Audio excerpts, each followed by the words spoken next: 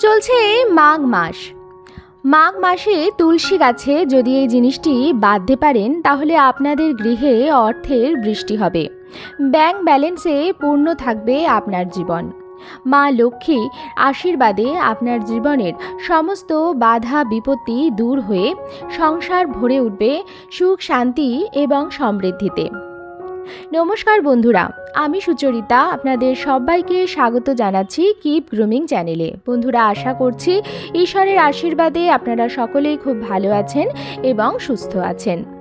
মাঘ মাস মা লক্ষ্মী ও ভগবান নারায়ণের অত্যন্ত প্রিয় একটি মাস। তাই পবিত্র মাঘ মাসে মা লক্ষ্মী এবং ভগবানের বিশেষ কৃপা পেতে তুলসী গাছে বেঁধে দিন এই একটি মাত্র জিনিস। এর ফলে সারা বছর আপনার গৃহে মা লক্ষ্মী এবং ভগবান নারায়ণ অধিষ্ঠিত থাকবেন। আর যার গৃহে সারা বছর মা লক্ষ্মী ও ভগবান নারায়ণের কৃপা বজায় থাকে সেই গৃহে কখনো সুখ শান্তি এবং সমৃদ্ধির অভাব হয় না। আর হ্যাঁ বন্ধুরা, এই মাঘ মাসে রাতে ঘুমানোর সময় এই একটি মন্ত্র বলে অবশ্যই ঘুমোবেন। দেখবেন ঈশ্বরের আশীর্বাদে আপনার জীবনের সমস্ত সমস্যা খুব সহজেই সমাধান আপনি করে ফেলেছেন। মাঘ মাসে আপনার মনের বিশ্বাস নিয়ে সংশয় দূর করে যদি তুলসী গাছে এই জিনিসটি বেঁধে দিতে পারেন তাহলে দেখবেন অর্থ আগমনের নতুন নতুন পথ তৈরি হয়ে যাবে। আপনাদের পাওনা টাকাও আপনারা খুব সহজেই পেয়ে যাবেন। টাকা গুনতে গুনতে আপনারা হাঁপিয়ে যাবেন, রাতারাতি আপনারা কোটিপতি হয়ে যাবেন।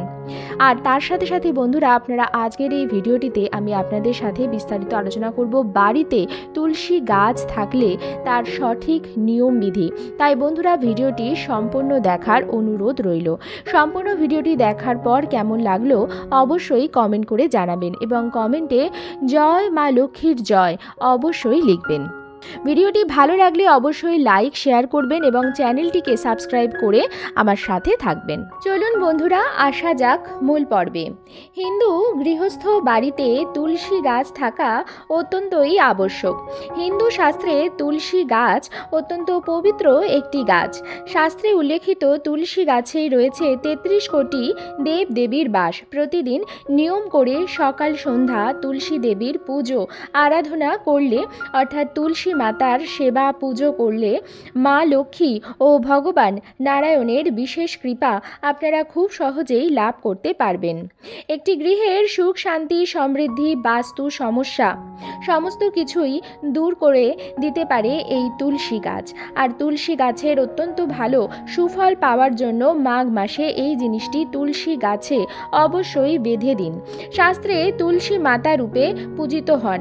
তুলসী পত্র ছাড়া ভগবান শ্রী হরি বিষ্ণু অর্থাৎ ভগবান শ্রীকৃষ্ণের পুজো একদম অসম্পূর্ণ। বহু প্রাচীন কাল থেকেই আয়ুর্বেদ শাস্ত্রে তুলসী গাছে রয়েছে প্রচুর পরিমাণে ভেষজ ঔষধি গুণ।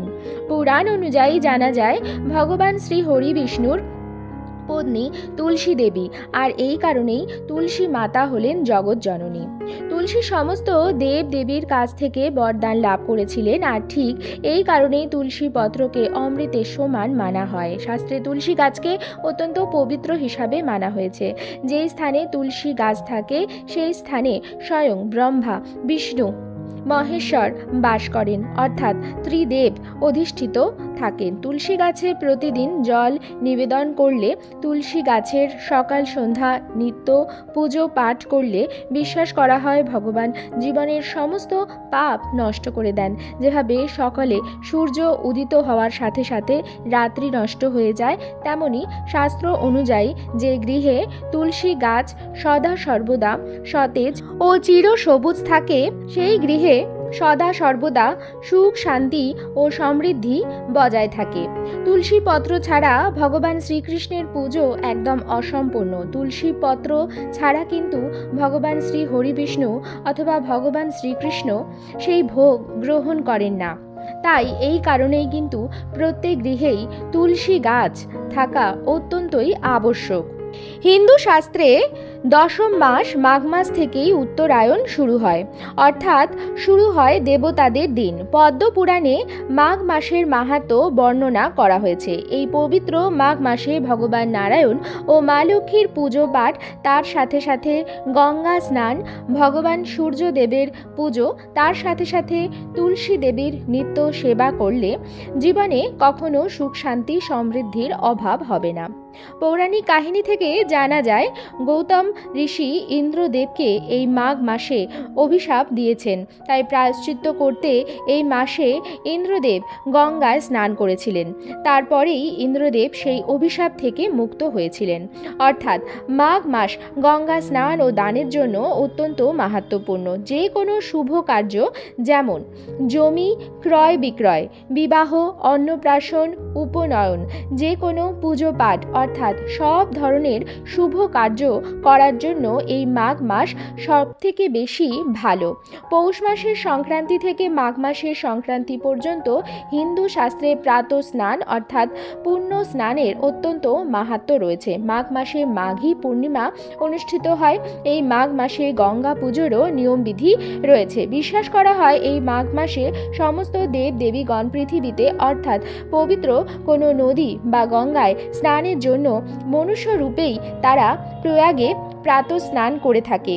তাই বন্ধুরা, পবিত্র এই মাঘ মাসে খুব সকাল সকাল পারলে ব্রাহ্ম মুহূর্তে শয্যা ত্যাগ করুন এবং ঘুম থেকে উঠে বাসি বিছানায় হাত জোড় করেই মা লক্ষ্মী ও ভগবান নারায়ণকে মনে মনে স্মরণ করে প্রণাম জানিয়ে দিনটি শুরু করুন। এরপর বাড়ি ঘরদোর সুন্দর করে পরিষ্কার পরিচ্ছন্ন করে নেবেন এবং তারপর অবশ্যই প্রাতঃ স্নান সেরে নেবেন। আপনাদের পক্ষে যদি সম্ভব হয় তো অবশ্যই বন্ধুরা আপনারা এই মাঘ মাসে আপনাদের বাড়ির নিকটবর্তী কোনো পবিত্র নদী অথবা গঙ্গায় স্নান করুন। অর্থাৎ যদি সেটা সম্ভব না হয় সেক্ষেত্রে আপনারা বাড়িতে স্নান সেরে নেবেন। তবে বন্ধুরা, স্নানের জলে সামান্য কালো তিল মিশিয়ে স্নান করুন এবং স্নানের পর শুদ্ধ বস্ত্র পরিধান করে নিজ মস্তকে এবং পুরো বাড়িতে ভালো করে গঙ্গার জল ছিটিয়ে নেবেন।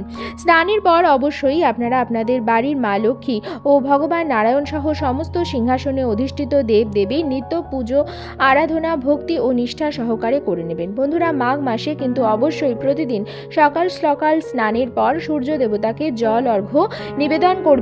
তামার একটি পাত্রে আপনারা জল নিবেদন করতে পারেন। লাল চন্দন এবং সামান্য হলুদ মিশিয়ে সেই জলটি আপনারা সূর্যদেবকে অর্ঘ্য দেবেন। তাতে লাল জবা ফুল এবং অক্ষত আতপ চাল মিশ্রিত করতে পারেন। অনেকে সেই জলটি মিষ্টি করে দেন, অর্থাৎ সামান্য গুড় মিশিয়ে সূর্যদেবকে জল নিবেদন করেন এবং সূর্য দেবতাকে প্রণাম করে নেবেন।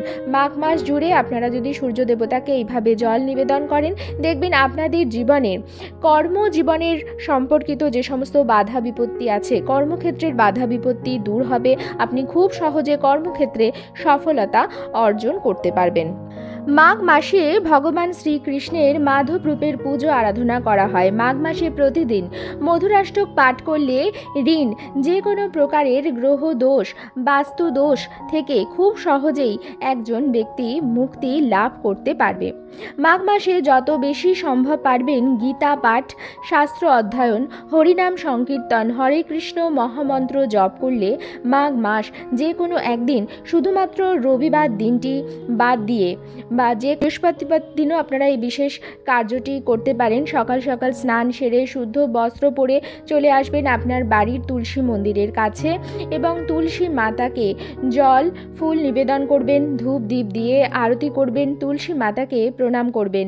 এরপর তুলসী মাতাকে নতুন একটি লাল রঙের ওড়না পরিয়ে দেবেন, অর্থাৎ তুলসী গাছে একটি নতুন লাল রঙের ওড়না বেঁধে দেবেন। এর ফলে স্বামী স্ত্রীর মধ্যে ঝগড়া বিবাদ কলহ অশান্তি দূর হবে। দাম্পত্য জীবন আপনার ভরে উঠবে সুখ শান্তিতে। পরিবার থেকে দূর হবে সমস্ত রকমের রোগ ব্যাধি, আর্থিক সমস্যা, বাস্তুদোষ। তবে বন্ধুরা, অবশ্যই মনে রাখবেন মাঘ মাসে কিন্তু কোনো পুরনো ছেঁড়া ফাটা ওড়না তুলসী গাছে নিবেদন করবেন না। মা তুলসীকে নতুন একটি লাল রঙের ওড়না নিবেদন করবেন, নতুন ওড়না কিনে নিয়ে এসে নিবেদন করবেন। তুলসী দেবীকে নিবেদন করবেন এবং তুলসী গাছে বেঁধে দেবেন একটি সাদা রঙের সুতো। সকাল সকাল স্নানের পর আপনারা যখন তুলসী মাতাকে জল ফুল নিবেদন করে পুজো আরাধনা করবেন, তখন কিন্তু তুলসী গাছের গোড়ায় একটু মাটি নিয়ে আপনার কপালে তিলক হিসাবে ধারণ করবেন। যখন আপনারা এই তুলসী গাছের গোড়ার মাটি আপনাদের কপালে তিলক হিসাবে ধারণ করবেন, তখন ওম নমো ভগবতে বাসুদেবায় নমো এই মন্ত্রটি 3 বার মনে মনে জপ করে তিলকটি ধারণ করবেন এবং চেষ্টা করবেন আপনার বাড়ির প্রত্যেকটি সদস্যই যেন স্নানের পর অবশ্যই তুলসী গাছের গোড়ার মাটি তিলক হিসাবে ধারণ করে। দেখবেন বন্ধুরা, তুলসী মাতার কৃপায় আপনারা খুব সহজেই নিজ নিজ কর্মক্ষেত্রে সফলতা অর্জন করতে পারবেন। এই মাঘ মাসের যে কোনো একদিন, বিশেষ করে মাঘ মাসের বৃহস্পতিবার বা শুক্রবার বা মাঘ মাসের পূর্ণিমা তিথিতে আপনারা একটি বিশেষ উপায় করতে পারেন।